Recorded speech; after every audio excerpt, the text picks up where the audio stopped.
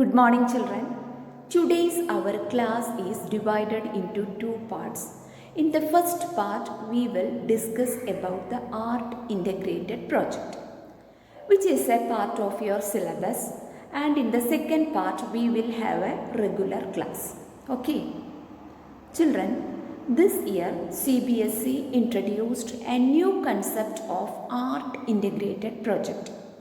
The topic for the same in the subject social science is the measures taken by Himachal Pradesh government to prevent COVID-19. You have to compare it with the Kerala government. Children, you are required to present your topic in a poster. Children, you are required to present your topic in a poster. Is it clear? The poster that you are preparing must be submitted before 28 December 2020. I am expecting a very innovative and creative activity from all. Okay, now we can move to our usual class. By the late 19th century, the craft of iron smelting was in decline. What was the reason behind that? Let's discuss. We begin the story of Indian steel and iron smelting by recounting the famous story of Tipu Sultan. Tipu's sword was very famous. The sword had an incredibly hard and sharp edge that could easily rip through the opponent's armor. This quality of sword came from a special type of high carbon steel called woods. Some communities like the Agarias specialized in the craft of iron smelting. Woods steel was produced in many hundreds of smelting furnaces in Mysore. In these furnaces, iron was mixed with charcoal and put inside small clay pots. Through an intricate control of temperatures, the smelters produced steel ingots used for sword making. So, Wood's steel production required a highly specialized technique of refining iron. In India, iron smelting was common till the end of the 19th century. By the late 19th century, the craft of iron smelting declined. Let's analyze the reasons. There were several reasons for this. At first, at that time, British government introduced forest law in India. According to the forest law, people had no right to enter into the reserved forest and they were not allowed to take anything from the forest. So, it became difficult for the iron smelters to find wood for charcoal.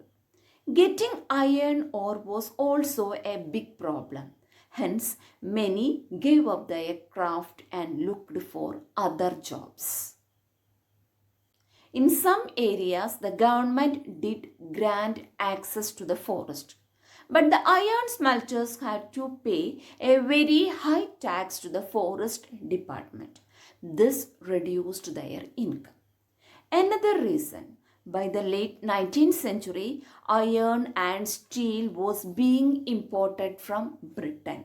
So, iron smelters in India began using the imported iron to manufacture utensils and implements.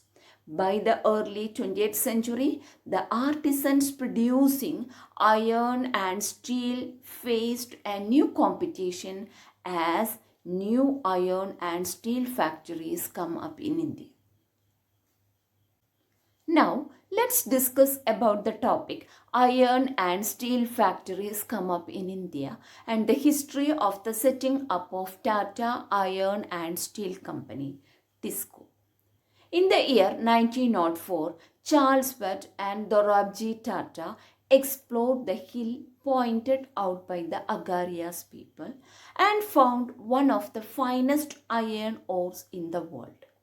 Rajhara Hills had one of the finest ores in the world. A few years later, a large area of forest was cleared on the banks of the river Subarnarekha to set up the factory and industrial township Jamshedpur. The Tata Iron and Steel Company TISCO that came up began producing steel in 1912. In 1940, when the First World War broke out, imports of British steel into India declined dramatically. And at that time, Indian Railways turned to TISCO for supply of rails. By 1919, the colonial government was buying 90% of the steel manufactured by TISCO. Over time, TISCO became the biggest steel industry within the British Empire. Let me conclude today's session. For your reference, I have uploaded the URL. Go through it. Notes are also attached along with this. Take it down. A test question paper is also there. Try it yourself. Thank you.